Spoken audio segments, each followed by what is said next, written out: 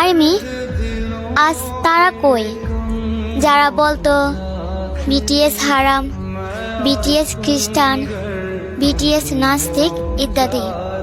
তাদেরকে বলি, আমাদের বিটিএস মেম্বাররা যখন সৌদি আরব কনসার্ট করতে গিয়েছিল তখন জিমিনের মাইকটি ছিল গোল্ডেন কালার, আর আমাদের ইসলামে ছেলেদের জন্য স্বর্ণ হারাম।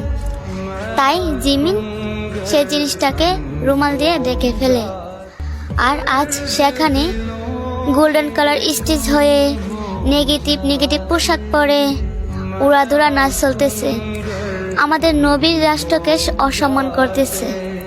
তো এগুলো কি এখন হালাল?